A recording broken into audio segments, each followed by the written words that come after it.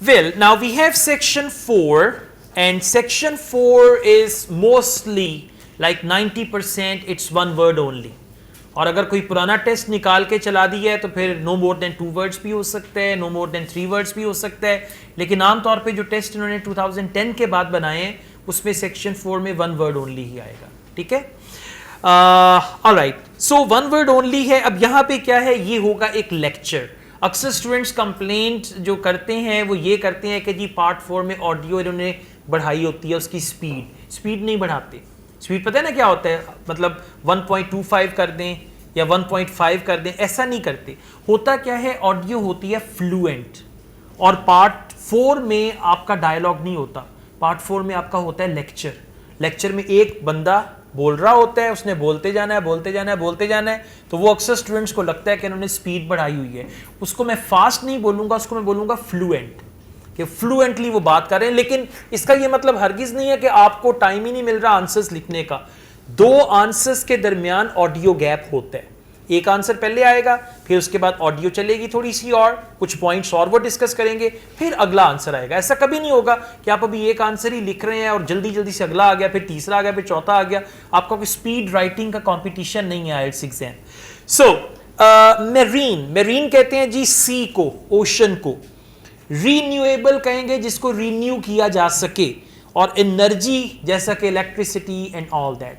तो renewable energy जो है कि ऐसी एनर्जी का सोर्स जिसको आप बार बार यूज कर सकें, जैसे हमारे वाटर डैम्स हैं, इसका जो सोर्स है ये भी रीन्यूएबल एनर्जी है। फिर इसी तरह से आपने देखा होगा विंड टर्बाइंस लगाएं, विंड टर्बाइंस बिजली पैदा करने के लिए, so that is also renewable energy source. अगर आप जनरेटर चलाते हैं तो वो रीन्यूएबल नहीं है, उसमें हर दफ़ा आपने डीजल या पेट्रोल डालना है तो तब बिजली पैदा करेगा। आपकी जो सोलर प्लेट्स हैं they are also good source of renewable energy. तो जब आप आइल्ट्स की प्रैक्टिस करेंगे ना, ये चीज़ें इस तरह के टॉपिक्स आने हैं, मतलब आपने कोई 20-25 लिसनिंग के टेस्ट सॉल्व किए तो आपको ये चीज़ें ऑटोमेटिकली समझ आनी शुरू हो जाएंगी। ग्लोबल वार्मिंग, रीन्यूएबल एनर्जी, ये इनके बड़े हॉट टॉपिक्स हैं। अच्छा जी, अब क्या होगा कि इन्होंने क्या करना है, बजाय डैम बनाने के समुद्र की वेव्स जो हैं उससे बिजली पैदा करेंगे। चालाकी चेक करें, हाँ, समुद्र की वेव से ये लोग बिजली पैदा करेंगे। ये पूरा पैसेज जो हमारा ऑडियो है अभी, ये इसके बारे में होगा। अब जरा इमेजिन करें कि बड़े बड़े टर्बाइंस सी में लगे हुए हैं, उससे बिजली पैदा हो रही है एंड ऑल दैट। ओके, अब देखिएगा इसकी चार हेडिंग्स हैं 5 पल के। इंट्रोडक्शन है, इसमें एक क्वेश्चन है। अब एक क्वेश्चन के बाद ऑडियो कंटिन्यू रहेगी। फिर आ गया वेव एनर्जी, यानी लेक्चर है ना ये, और लेक्चर में वो बताएगा now we talk about wave energy, यहां पे आ जाए। उसके बाद आगे क्या है, टाइडल एनर्जी। फिर वो बोलेगा another good source of energy is what we call tidal energy. यानी आपको ये नहीं होगा ब्लाइंडली आगे लेके जा रहे हैं। अब इन्होंने जो हेडिंग्स दी हैं, हेडिंग्स देने का मकसद ही ये है कि स्टूडेंट्स को पता हो कि ऑडियो कहां पे पहुंच गई है। वो अलग बात है कि आप हेडिंग्स को लिफ्ट ही ना कराएं हैं, मैं तो सिर्फ क्वेश्चंस ही पढ़ूंगा, फिर पता ही नहीं चलेगा आंसर कहां से आया कहां गया। टाइडल एनर्जी के बाद आपका देखें पूरा चलता जा रहा है एंड देन यू गॉट ये इसी में ये सारे। अच्छा, अब जरा एक चीज सुनिएगा, इन्होंने आपको 1 मिनट देना है और बोलना क्या है, you have some time to look at questions 31 to 40, right. अक्सर स्टूडेंट्स क्या करते हैं, सारी चीजें पढ़ना शुरू कर देते हैं, और जब वो पहुंचते हैं ना 34 पे तो फिर अनाउंसमेंट होती है, now listen and answer questions 31 to 40। तो वहां पे फिर थोड़ा प्रॉब्लम होता है कि क्या करना चाहिए। आपने 3 तरह की रीडिंग्स हैं हमारे पास। एक होती है स्किमिंग, एक होती है स्कैनिंग, एक होती है रीडिंग। रीडिंग का मतलब है गौर से पढ़ना, स्किमिंग का मतलब है ओवरलुक करना मेन आइडिया, और स्कैनिंग का मतलब है कोई खास वर्ड देखना। यहां पे आपने स्किमिंग और रीडिंग यूज करनी है। जहां पे क्वेश्चन है उसको रीड करें, जहां पे क्वेश्चन नहीं उसको सिर्फ स्किम करके वर्ड अंडरलाइन कर दें, ताकि जब ऑडियो यहां पे पहुंचे तो मुझे पता चल जाए। अब जरा आइएगा क्वेश्चन नंबर 31 पे।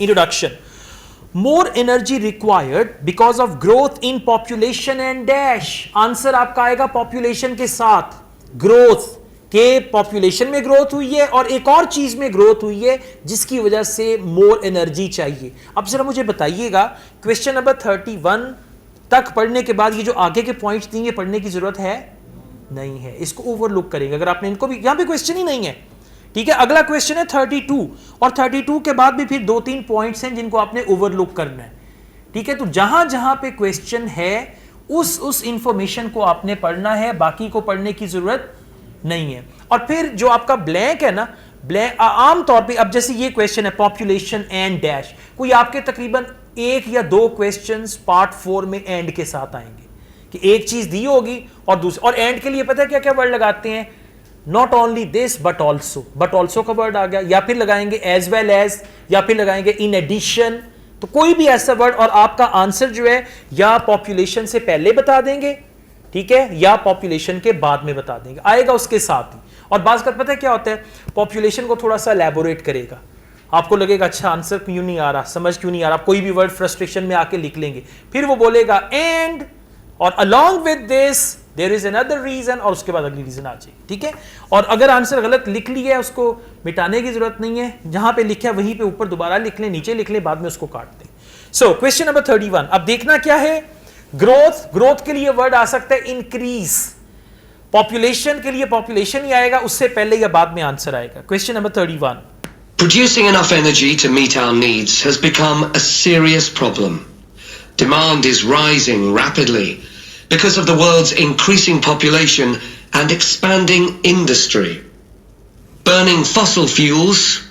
Words increasing population and expanding industry. अब मुझे बताएं खाली इंडस्ट्री आंसर होगा या एक्सपेंडिंग इंडस्ट्री होगा? इंडस्ट्री। क्यों? क्योंकि वन वर्ड ओनली है, और एक्सपेंडिंग जो है वो ऑलरेडी ग्रोथ उसकी जगह पे वर्ड आ चुका है। सो द आंसर इज, और बाय द वे पार्ट 4 में आंसर इसी तरह के होंगे, सिंपल सादा सादा, मुश्किल वर्ड कोई नहीं होगा। अच्छा जी आगे चलते हैं, वेव एनर्जी पे, अब हम डायरेक्ट वेव एनर्जी पे आ गए। Question number 32, advantage. अब वेव एनर्जी के एडवांटेज की जगह पे वर्ड बेनिफिट आ सकते हैं, क्या है? Waves provide a dash source of renewable energy, source को अंडरलाइन करें। अब आंसर जो है वो क्वालिफाई करेगा सोर्स को, हो सकता है वो बोले परमानेंट सोर्स।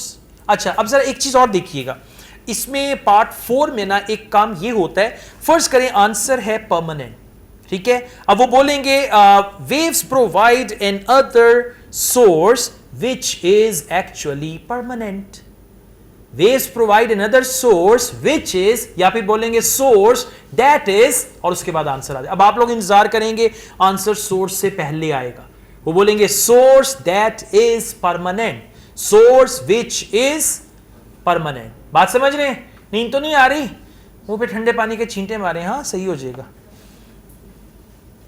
लें जी।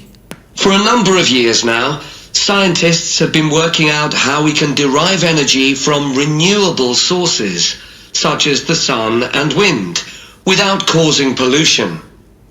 Today, I'll outline marine renewable energy, also called ocean energy, which harnesses the movement of the oceans.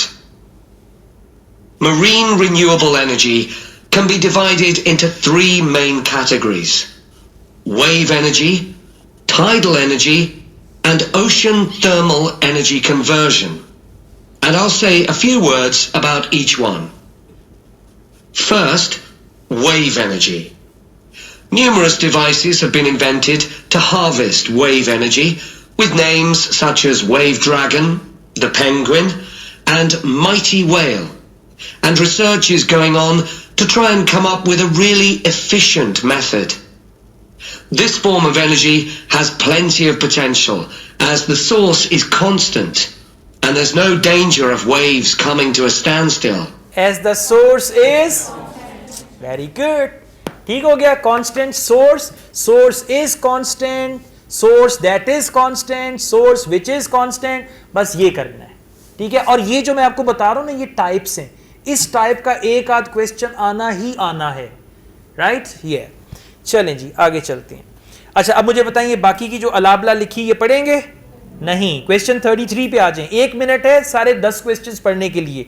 Question 33, waves can move in any, तुक्का लगाएं, दैट्स द आंसर। ओके, तो अगर आप उस ऑडियो के अंदर दिमाग आपका खुबा हुआ है तो आपको खुद ही समझ आनी शुरू हो जाएगी, राइट? आप देखिए किस तरह से कहते हैं, waves can move in any, कि वेव्स जो हैं वो किसी भी एनी क्या कह सकते हैं? Let's see. Electricity can be generated using onshore systems, using a reservoir, or offshore systems. But the problem with ocean waves is that they're erratic, with the winds making them travel in every direction. In every direction, any की जगह पे क्या आ गया, every. अब इसको भी पल्ले बांध लें, इन एनी की जगह पे इन एवरी आ सकता है, right. Direction will be the answer. Okay, question number 34, movement of sand etcetera on the dash of the ocean. अब मुझे ये बताएं सैंड कहां पे होती है, समुद्र में कहां पे होती है, सरफेस पे होगी या बॉटम पे होगी, right. So see that's what this है, movement of sand etcetera on the dash of the ocean may be affected. Now the answer is the part of the ocean. It can be the surface of the ocean, it can be the bottom of the ocean, or it can be anything related to that, right? So it's the part of the ocean. This adds to the difficulty of creating efficient technology. Ideally, all the waves would travel smoothly and regularly along the same straight line. Another drawback is that sand and other sediment on the ocean floor might be stopped from flowing normally, which can lead to environmental problems. Ocean floor, exactly. So the answer is floor, F-L-O-U-R. Very good, just check कर रहा था, हाँ, F-L-O-O-R, ocean floor, ठीक है, on the dash of the ocean। अब बात समझें, dash of the ocean की जगह पे आ गया ocean floor, floor of the ocean, ocean floor। अच्छा जी, टाइडल एनर्जी, अब वो ऑडियो में डायरेक्टली आपको बताएगा। द नेक्स्ट वन इज, ये जो इसको हम कहते हैं sign posting. IELTS listening part 4 में साइन पोस्टिंग बड़ी इंपॉर्टेंट चीज है। साइन पोस्टिंग क्या होती है, पार्ट 4 क्योंकि लेक्चर है ना, अब वो लेक्चर में बोलेगा first of all, secondly, more over, finally, right. अब जब वो मूव करेगा टाइडल एनर्जी पे, फिर बोलेगा let's move on to tidal energy. आपको समझ आ जाएगा कि now they are going to talk about it. Tides are more dash than waves. अब जरा सुनिएगा, मोर का वर्ड, और ये भी एक टाइप है क्वेश्चंस की, आपको लिसनिंग में बहुत सारे क्वेश्चंस मिलेंगे इसी पैटर्न पे। Tides are more dash than waves. अब क्या होगा, कंपैरिजन टाइड्स का वेव्स के साथ, राइट, हो सकता है। और मोर का वर्ड आ गया, मोर का मतलब है हमेशा मोर के बाद लगाते हैं adjective. For example, more powerful than waves. More strong नहीं आ सकता क्योंकि स्ट्रॉन्ग की ऑलरेडी हमारे पास डिग्री होती है स्ट्रॉन्गर, ठीक है, स्ट्रॉन्ग का वर्ड नहीं आ सकता। कोई ऐसा एडजेक्टिव जिसकी सेकंड डिग्री नहीं है, स्ट्रॉन्ग का स्ट्रॉन्गर, वीक का वीकर, ठीक है, वीकर को मोर वीक नहीं कह सकते। So it's going to be adjective, और कंपटीशन है, कंपैरिजन है टाइड्स का वेव्स के साथ। So tides are more dash than waves. Let's see what that is. और मोर का जो वर्ड है उस पर भी फोकस करना है, मोर की जगह पे कोई और वर्ड लगाएंगे। The second category of marine energy that I'll mention is tidal energy. One major advantage of using the tide rather than waves as a source of energy is that it's predictable. We know the exact times of high and low tides for years to come. So one advantage of using that, it is predictable. Very good. Predictable के spelling सही होने चाहिए। Spelling पे answer मिल गया, spelling पे आके बात रह गई तो बस फिर, और पूछना नहीं है किसी से, एक आंसर राइट करने के चक्कर में पूरा टेस्ट कैंसिल करवा लें, राइट। अभी मेरा एक स्टूडेंट है इंडिया से, उसका केस चल रहा है, वो मोबाइल जेब में डाल के ले गया था गलती से, क्योंकि वो लोग आपकी तलाशी नहीं लेंगे, आपने खुद ईमानदारी से मोबाइल वहाँ पे जमा करवाना है। तो जब पॉकेट में मोबाइल ले गया और बदकिस्मती मोबाइल पे कुछ बजा, तो वो इन्विजिलेटर ने देखा, अब उसका टेस्ट कैंसिल हो जाएगा, नंबर 1। नंबर 2, 2 साल के लिए बैन लग जाएगा। एक ऑलरेडी स्टूडेंट पे लग चुका है, ठीक है। तो ज़रा ख़ास ख्याल रखना है, ये घड़ियाँ भी अलाउड नहीं है, किसी किस्म की भी कोई घड़ी, ना स्पीकिंग में ना राइटिंग में। मोबाइल फ़ोन किसी, अब ये ना कहें जी आपने रोका क्यों नहीं, आपने बताना था, वो नहीं बताएंगे, आपने खुद अपना मोबाइल जमा करवाना है। उन्होंने सिर्फ ये कहा है electronic devices including watches are not allowed. अब बाकी आप कहें कि आपने रोकना था, वो नहीं रोकेंगे, ठीक है। और टेस्ट कैंसिल करने में मिनट नहीं लगता, और फिर अगर कोई बैन हो जाए 2 साल के लिए तो फिर वो करियर गया, सारा कुछ गया। अच्छा जी, आगे चलते हैं। Question number 36, plan tidal lagoon in Wales. अब ये वेल वो मछली वाला नहीं है, ठीक है, वो WH से होता है। ये वेल्स एक यूके में जगह का नाम है, वेल्स। प्लेन, अब अगर आपको लगून का मतलब नहीं आता, हमने क्या करना है मतलब जान के, आपने इस तरह के जो वर्ड्स है ना उसको देख के परेशान नहीं होना। अगर मतलब आ भी जाए तो आपको फिर भी फर्क नहीं पड़ेगा। क्वेश्चन देखिए क्या है, will be created in a dash at Swansea. अब स्वांसी का वर्ड आ गया और स्टार्ट हो रहा है कैपिटल लेटर से, इसका मतलब है स्वांसी किसी जगह का नाम है, ठीक है। तो विल बी क्रिएटेड यानी जो लगून है, जो भी वो है, will be created in a dash, एक जगह है और वो जगह कहां पे है, स्वांसी में। तो स्वांसी के अंदर एक और जगह जहां पे वो लगून या जो भी बता रहे हैं वो होगा, right. So the answer is going to be another place whatever that is. और क्योंकि हम बात कर रहे हैं समुंदर की, ओशन की, so it's going to be something which is related to that. For tidal energy to be effective, the difference between high and low tides needs to be at least 5 meters. And this occurs naturally in only about 40 places on Earth. But the right conditions can be created by constructing a tidal lagoon, an area of seawater separated from the sea. One current plan is to create a tidal lagoon on the coast of Wales. This will be an area of water within a bay at Swansea, sheltered by a U-shaped... Within a dash at Swansea. Bay. How do you spell that? B-A-Y. See, मैंने बताया words बड़े simple होंगे, बस पकड़ना है उनको. In a bay at Swansea. Bay. Okay अब अगले 2 पॉइंट्स को छोड़ें, सिर्फ उसमें एक एक वर्ड देख लें। टरबाइन का वर्ड अंडरलाइन कर लें ताकि समझ आ जाए कि ऑडियो यहां पे पहुंच गया। Question number 37, stored water is release through, कि जो पानी स्टोर कर लेते हैं उसको कहां से गुजारते हैं, जिस चीज में से पानी को गुजारते हैं, पाइप में से गुजारते हैं, किसी कैनाल में से गुजारते हैं, ड्रेनेज में से गुजारते हैं, that will be the answer. Stored water is release through. अब थ्रू का वर्ड इंपॉर्टेंट है, इसकी जगह पे हो सकता है बाय का वर्ड आ जाए, stored water is released by the pipes and all that, और उसके बाद है driving the turbines and all that. So आपने सिर्फ फोकस करना है कि जो stored water है वो कहां से निकालते हैं, किस चीज में से, that will be the answer. The breakwater will contain 16 hydro turbines, and as the tide rises, water rushes through the breakwater, activating the turbines, which turn a generator to produce electricity. Then, for 3 hours as the tide goes out, the water is held back within the breakwater, increasing the difference in water level until it's several meters higher within the lagoon than in the open sea. Then, in order to release the stored water, gates in the breakwater are opened. In order to release the stored water, dash are opened. Gates. G-A-T-E-S. बात समझ आई? लग रहा था कि शुरू में ही answer होगा, वो पहले पिछले को एक्सप्लेन कर रहे थे। Gates are open. अब गेट्स आर ओपन का मतलब है stored water is release through gates. Gates are open to release the stored water. अच्छा जी, एडवांटेजेस में आ जाएं। क्वेश्चन नंबर 38, अब देखेंगे नॉट के साथ पहले आ गया नॉट डिपेंडेंट ऑन वेदर, उसके बाद है no dash is required to make it work. अब नो की जगह पे बोलेगा इट इज नॉट नेसेसरी, या फिर बोलेगा वी डोंट नीड, और वी डोंट हैव टू, और there is no need for. अब देखिए कौन सी चीज है, पहले तो हो गया not dependent on weather.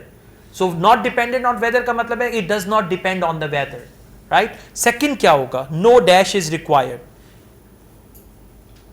This system has quite a lot in its favor. Unlike solar and wind energy, it doesn't depend on the weather. The turbines are operated without the need for fuel, so it doesn't create any greenhouse gas emission. Without the need for fuel, तो not की जगह पे आ गया without। ये बड़ा एक आम सा है इनका, not की जगह पे without, right?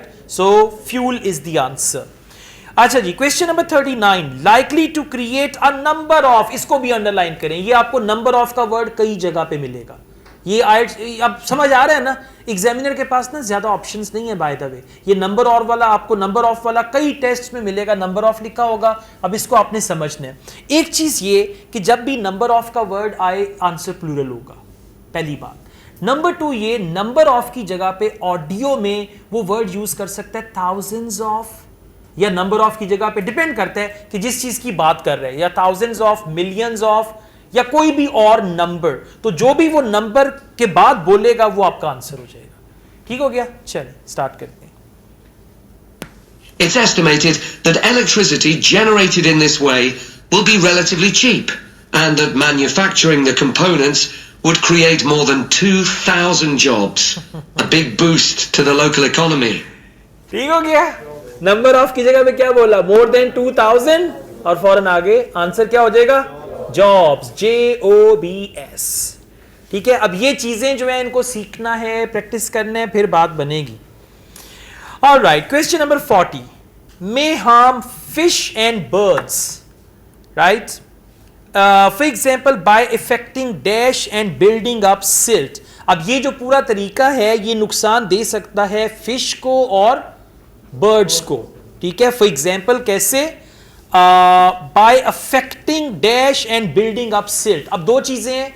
Bye affecting dash, कौन सी चीज है जिसपे इफेक्ट पड़ेगा, और सेकंड क्या है? Building up silt. अब जरा समझिएगा बात को. अफेक्टिंग के बाद आगे लिखा हुआ है बिल्डिंग. ये दोनों वर्ड्स अलग अलग हैं.